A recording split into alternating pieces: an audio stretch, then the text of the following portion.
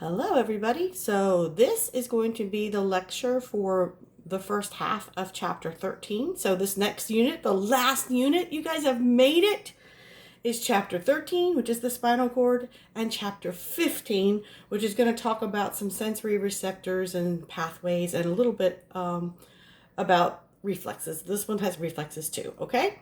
So let's go ahead and get into chapter 13. So we've been building this huge outline of the nervous system all the way since chapter 11. And we started out with the central nervous system and the peripheral nervous system with the divisions, right?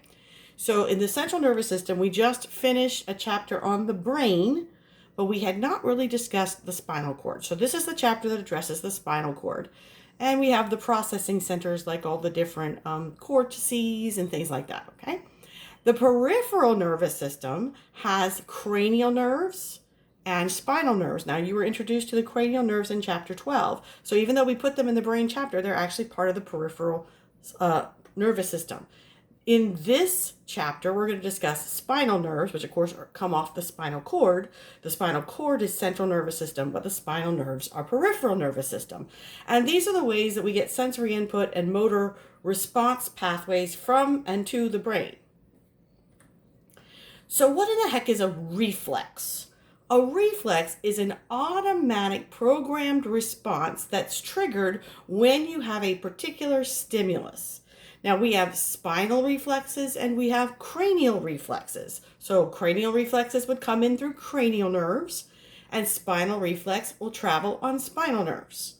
Now, spinal reflexes, they only have to go to the spinal cord and they elicit a turnaround through an interneuron directly from the sensory neuron, interneuron, automotor neuron. So let me describe it like this. This is dropping a hot pan. So let me describe these two scenarios and you tell me which one is more like your experience. So you lay your hand on a hot stove, say, right? Okay, so this is situation A. You lay your hand on the stove, the sensation of pain reaches your brain tells your hand to move, and then you lift your hand and say, ouch. Is that what happens to you? Or here's situation B.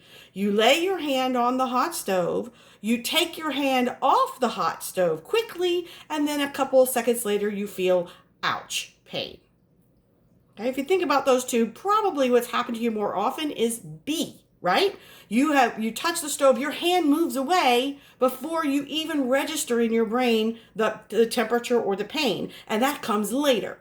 That's due to a spinal reflex. So whenever there's a strong action potential traveling on a pain pathway, it goes up the sensory neuron and only has to go as far as the spinal cord to be processed and send out the signal to move the muscles of the arm. That's a spinal reflex. Now, it does go ahead and let your brain know what happened, which is why the perception of the pain happens after you've already taken your hand away.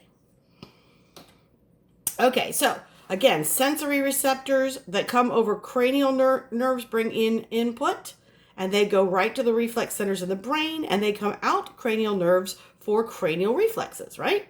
So spinal cord, we have sensory receptors attached to spinal nerves, and then they're going to have their reflex center in the spinal cord, and they're still going to have motor output over spinal nerves. And in all cases, the effectors are going to be muscles, glands, and adipose tissue. So your spinal cord, let's discuss its structure. So remember where we left off talking about the brain? We had gotten down as far as the medulla. Now in the brain, we had our gray matter on the outside and our white matter in the middle. When we get to the spinal cord, we're going to reverse these because remember, the neuron cell bodies, which are the gray matter, are the most important part.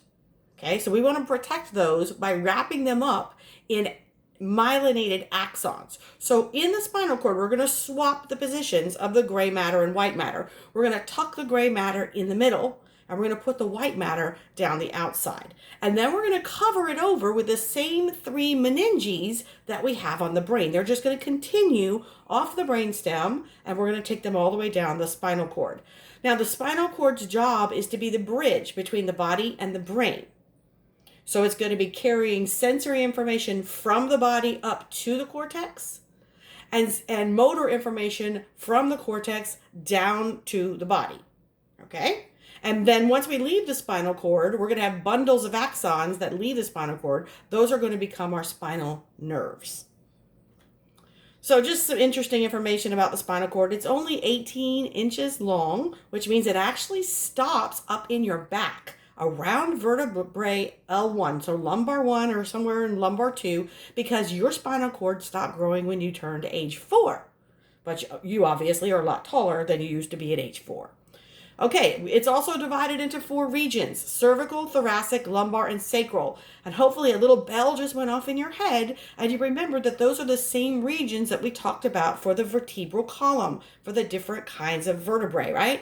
So we had cervical vertebrae, we have a cervical region of the spinal cord. Thoracic vertebrae, thoracic region of the spinal cord. Lumbar vertebrae, lumbar region of the spinal cord. And the sacrum would correspond to the sacral region of the spinal cord.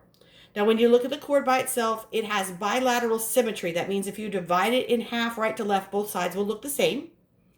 And it has 31 different segments, and each one of these are going to give rise to a pair of spinal nerves, one coming off the right side and one coming off the left side. So down the middle of this spinal cord, we're going to have 2 grooves, one on the front and one on the back. The one on the back is shallow, and the one on the front is deep. So go back to our brain chapter, and a shallow groove on the surface of the brain was a sulcus, and a deep groove was a fissure. So we're going to employ those terms again. So the one on the back of the spinal cord is the posterior median sulcus, and the one on the front that goes in deeper is the anterior median fissure. And then running down the middle, we're going to have a continuation of the central canal, which begins in the medulla, and it goes all the way down to the end of the spinal cord to bring cerebrospinal fluid all the way through the cord. So here is a diagram. So they've color coordinated for you. The blue section here is the cervical region. The orange is the thoracic. The green is the lumbar, and the purple is the sacral. You'll notice it goes all the way down here and spreads out. I also want you to notice that there are 2 places where the spinal cord gets wider. Here in the neck, and here, wait, where is it? Oh, here it is, in the lumbar region, right? The end of the thoracic region going into the lumbar region. Now, these are called enlargements because it gets a little larger, and it's thicker here because we're going to have a large number of nerves coming off to go to arms from this region and go to legs from this region. So here's a cross section through the spinal cord. So as I said, we've tucked our gray matter in the middle, and these funky shapes, we're going to call these horns of gray matter. So gray matter is arranged to horns, and they're the same on the right and left. And we're going to have a posterior horn, sometimes called the dorsal horn. We're going to have a lateral horn, and we're going to have an anterior horn or ventral horn. Now, I'm going to give you a little clue right now about the spinal cord. It's divided exactly in half this way, and everything on the back side is going to be sending signals up from the body to the brain. So this is the sensory side of the spinal cord. Okay, so this is going to be called ascending fibers or ascending tracts, ascending, okay? Everything from the midpoint down towards the front of the spinal cord is going to be carrying motor signals down from the brain. So signals are going up the back of the spinal cord and coming down the front of the spinal cord. Okay, and in this diagram, you can see our little groove here on the back, the posterior median sulcus, and we can see our deep groove here on the front, the anterior median fissure. We see this little hole right here. This is the central canal where the cerebrospinal fluid is. So we talked about the gray matter being in horns. I'll go ahead and tell you that the white matter is these sections, okay, and they're also in threes, and we call these columns, or a really old term for this is a funiculus. Plural of that is funiculi. So we'll use columns, okay? So we give them the same positional names we did the horns. This would be the posterior or dorsal white column. This would be the lateral white column. And this would be the anterior or ventral white column. So there's enlargements of the spinal cord. Those areas where it gets a little wider, again, is where we're going to have a lot of branching nerves come off to go for the shoulder and the upper arm. The lumbosacral enlargement is we're going to get ready the nerves that are going to run down the legs. So since we have so much bigger stuff coming off, we just make the spinal cord a tiny bit wider in those two spots. Okay, now the end of the spinal cord, which again is only at lumbar 1, it ends in a rounded point. Okay, the name of the rounded point is a tapering. It's called the conus medullaris. Now, we have nerves that continue to come down all through the rest of the lumbar vertebrae and then down into the sacrum. And those nerves spread out. And it looks like a horse's tail, like the hair on a long horse's tail. And so those nerves coming down, this group of nerves has this name, cauda equina, which guess what? In Latin means tail of the horse. And at the very bottom of the conus medullaris, there is one string, one fiber that goes straight down from the tip of the cone, and it gets anchored onto your coccyx or tailbone.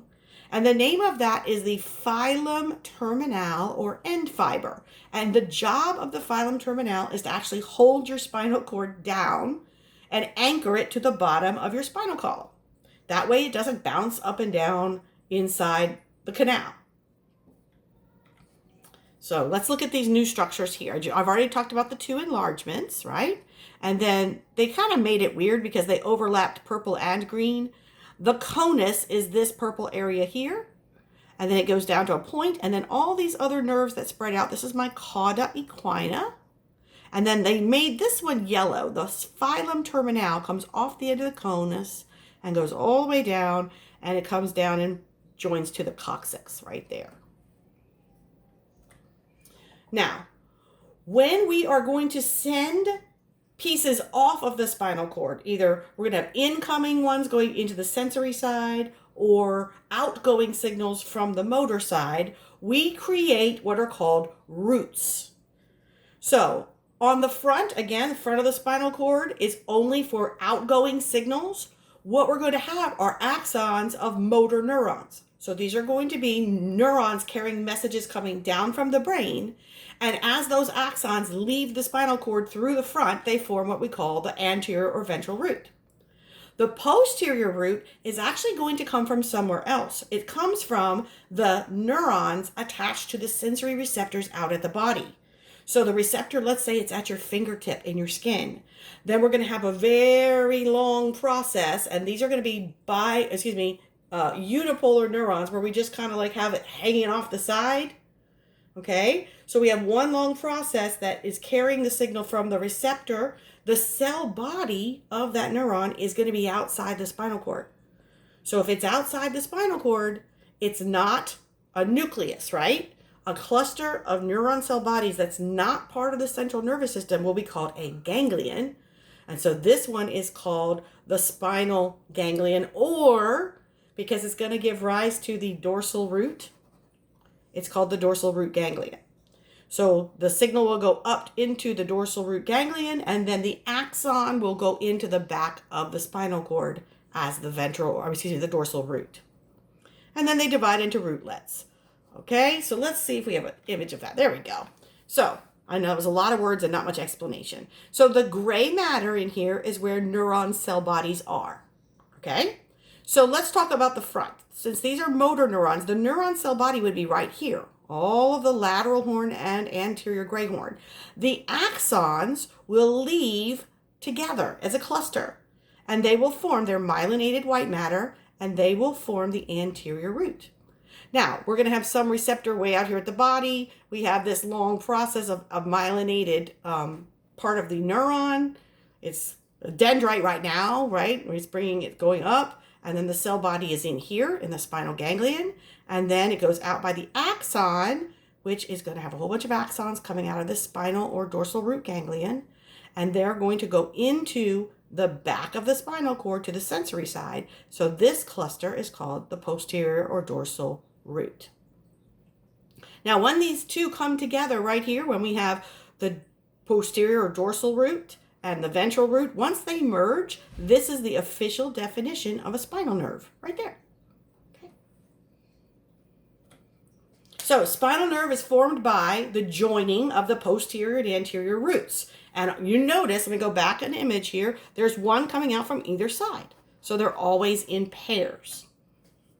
Each one, as soon as we come together and form the spinal root, I know we just made it, it's going to start splitting off.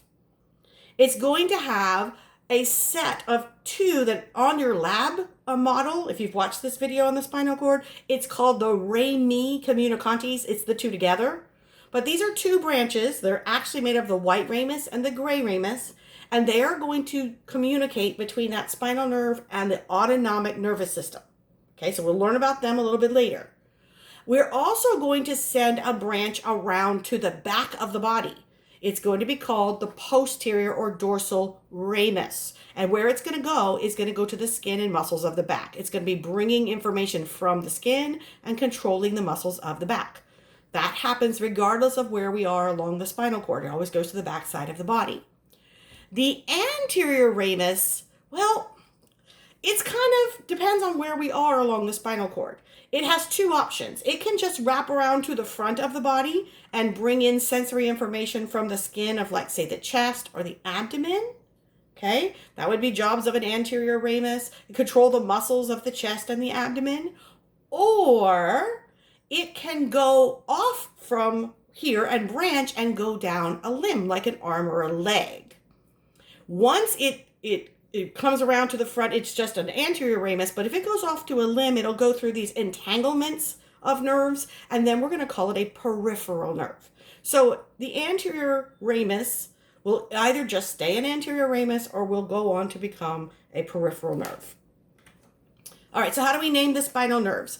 We name them by the vertebrae that they're lined up with. Now, we have a little bit of a problem because we had 7 cervical vertebrae, but we have 8 cervical nerves. So what we're going to do is we're going to start the nerve C1 above the C1 vertebrae so that we can squeeze in C8 below C7, okay? And then every other part of the spinal column, we're going to name the nerve for the vertebrae above it. So T1 will be below the first thoracic vertebrae. Now, you're not going to have to give me any numbers on the test. I'm just trying to explain where the numbers came from. Okay, so here's a nice diagram so you can see where they all come out. Okay, there we go.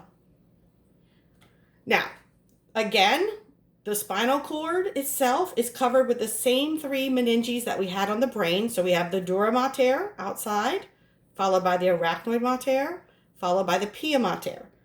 Okay, the pia mater is going to be on the surface of the spinal cord and pretty much non-separable from it. And they do the same thing that they do in the brain. They protect it. They carry blood supply. They bring in cerebrospinal fluid. And again, meningitis is an inflammation or an infection of any of these meningeal layers. If it happens in the spinal cord, we call it spinal meningitis. If it happens in the brain, we call it cranial meningitis. All right, so here are the 3 layers, and here's our vertebrae now. We're turned around backwards because this is our spinous process of our vertebrae. So this person is now facing back towards the back of my screen. Here is the dura mater, okay, and then here is the arachnoid mater, and then right on the surface of the spinal cord would be the pia mater. Now we're going to have the same spaces. We're going to have below the dura, we'll have the subdural space between the dura and the arachnoid. Under the arachnoid, we'll have the subarachnoid space. And we have a new space in here. We have a space outside of the dura, but inside of the vertebral foramen. And that space is called the epidural space. If you've ever had an epidural anesthesia, that's where they would inject it. Okay, so here's a better view. All right, notice the epidural space has a lot of fat in it. It kind of cushions the spinal cord.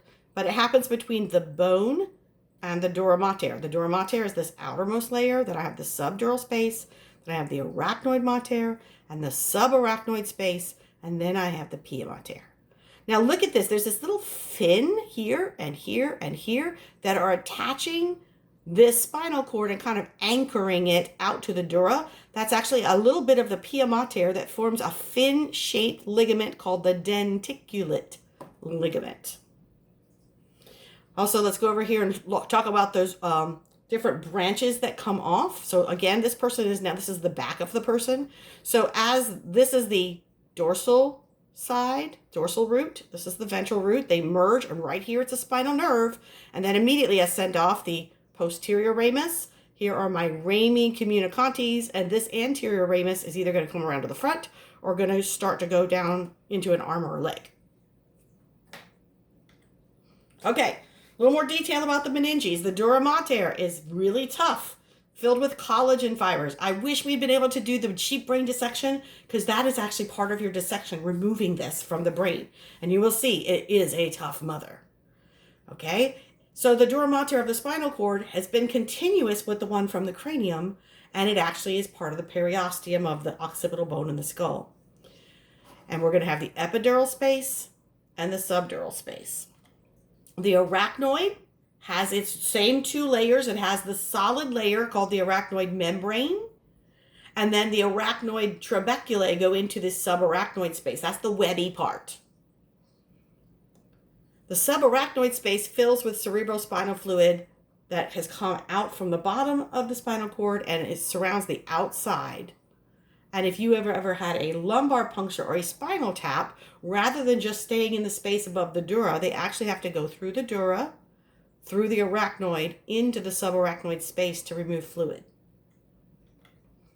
The pia mater, again, is just on the surface, and it's collagen and elastin fibers. It's sharply or strongly attached, and it has paired denticulate ligaments that help anchor it.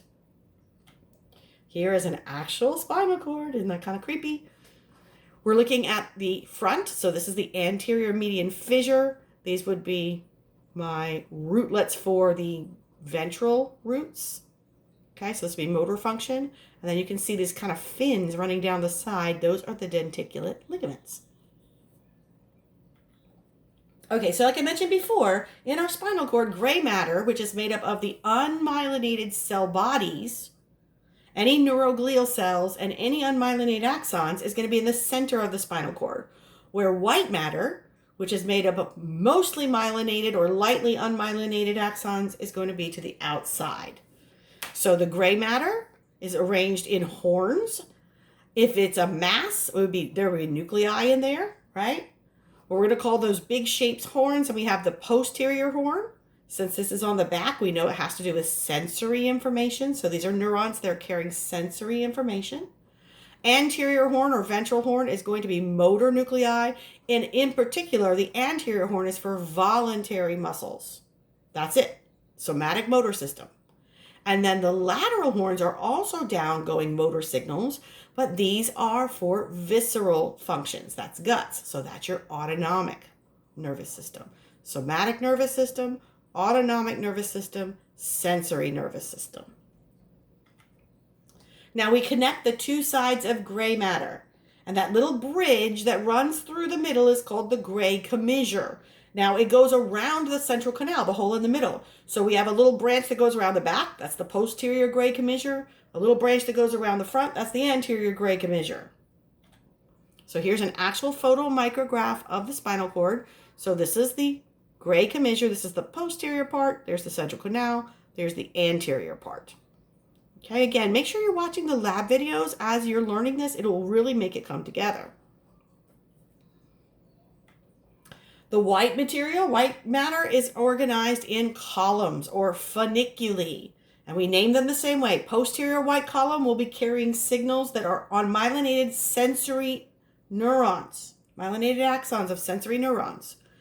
Anterior white columns are going to be going to voluntary muscles, skeletal muscle, and lateral white columns will be going through the autonomic system. Now this goes into like whether it's somatic or visceral, somatic. You don't have to learn this. You also do not have to know any particular nuclei. Just know what each of the horns and columns is responsible for carrying. Okay, so if I bundle a bunch of myelinated axons together inside the brain and spinal cord, we call it a tract. And so these columns of white matter are actually filled with tracts. And if those tracts are going up to the brain, they're called the ascending tracts, sensory information. If these are coming down from the brain, they're called descending tracts, or motor information. Okay, now, Once we leave the spinal cord through the ventral root and dorsal root and become a spinal nerve, the meninges do not follow. When we form a spinal nerve, we're going to revert to a pattern that looks more like skeletal muscle when it comes to connective tissue layers. So remember the skeletal muscle. If you were in class the last day when I brought in the straws, so each straw was a muscle cell and it had a covering of paper like you see at the McDonald's or Whataburger. That covering of paper represented what we would call the endomysium. We're going to do that with each individual axon. So every axon has its own little covering called an endoneurium. And then we're going to bundle those axons together in fascicles.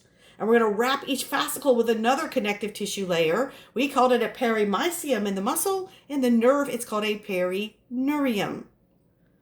And then around the outside of the entire muscle, we had one more connective tissue layer that we called the epimysium. On a nerve, we're going to call it the epineurium. So this looks very much like our muscle picture, except now instead of muscle cells coming out, I have the axon of one neuron here. So I have my axon, I have my Schwann cells, and remember, on the axon was an axolemma. On the Schwann cell, the outer surface was the neurolemma. And now over the neurolemma is my endoneurium. And then here's a fascicle, so a whole bunch of these bundled together. This is my perineurium. And then this is the whole nerve, and around the outside would be the epineurium. So your spinal nerves come out from the sides of the spinal cord. They're formed when the anterior and posterior roots come together. And so every spinal nerve is what we call a mixed nerve. That means it carries both sensory and motor information. Your peripheral nerves are what happens when we start to allow these spinal nerves to branch. And then they begin to tangle up. And then we get peripheral nerves. So branching and resorting of spinal nerves leads to peripheral nerves. Now, there's no reason to do that unless they're going somewhere important, like down an arm or down a leg, or into like the abdomen to cover some organs, okay? So peripheral nerves are basically spinal nerves that have continued on beyond just the surface of the body. So 31 pairs of spinal nerves carry all of the information, can be mapped to 31 areas of skin. And that is going to be called a dermatome. So there's a particular spot on your skin that is mapped to each of your spinal nerves, all 31 pairs. A peripheral neuropathy is when you lose functions that affects the dermatome. So one area of your skin goes numb because there's been some damage to that particular spinal nerve pair. If you've ever heard of the disease shingles, it's due to a viral infection that reemerges later in life when the immune system is down, and it is a virus that has been hiding inside neurons. And so when it comes back out and reemerges, it causes the end of the neurons out at the skin to blister. And you can figure out exactly which of your spinal nerves was infected by the virus because, well, first this is a dermatome map. It looks weird because here's the front of him and here's the back of him. But look at this. This is someone with shingles. So I could map the dermatomes that have these blisters, and that will tell me exactly which of my spinal nerves are infected with the virus, which is the varicella zoster virus, the same virus that causes chickenpox, by the way. Now, my husband had shingles, and he told me that it seems to be the most ridiculous thing, because these look like, you've had heat rash or other rashes. You would think it would have that much pain, but no, because this is actually the nerve ending that is blistered and swollen. He said it was the most excruciating pain he had ever experienced. And by the way, my husband pulled out one of his own wisdom teeth with a pair of pliers. He's got a pretty good pain tolerance. So this is a very deceiving illness, much more painful than these little blisters would make you think it would be. Okay, so sensory information is coming from the body. So this is showing you, here's my spinal nerve, here are all these rami, the branches, there's the posterior, here's the rami communicantes, and here's my anterior ramus, which might go on to be a peripheral nerve, okay? So we're going to be following body sensations. Pink here is like from your skin receptors, and purple is from organs. But either way, it's going to come from receptors, and it's going to come up the peripheral nerve or spinal nerve, okay? And the cell bodies are here in the spinal ganglion or dorsal root ganglion. They're off to the side, right? Because these are unipolar neurons. And then the axon goes and brings it into the back of the spinal cord. And this axon is going to synapse with a cell body in the posterior gray horn, because that's the sensory side of the spinal cord. If we have autonomic nervous system sensory stuff, it's going to come up here. This is a ganglion of the autonomic system. Okay, and it's going to go up by one of the rami, and then it's going to go the same way. It's going to go into here. Motor commands are going to leave from the front on the anterior and lateral gray horns. Their axons are going to go here into the spinal nerve, and then they're going to decide where they're going to go from there. Okay, so the cell body is always inside the spinal cord in the gray horn. So we mentioned these nerve plexuses. So once the anterior ramus leaves the spinal area, it can either wrap around to the front of the chest and the abdomen and just be a regular old anterior ramus, or it can start to branch. And when it branches, those branches start to entangle with each other. These are called nerve plexuses. Now, why would we have this? It gives alternate pathways to send signals to the same body regions. So imagine if the only roads in all of Corpus Christi were the crosstown and the SPID, right? That's it. You got two roads. If one of them gets blocked, we're all screwed, right? We're stuck.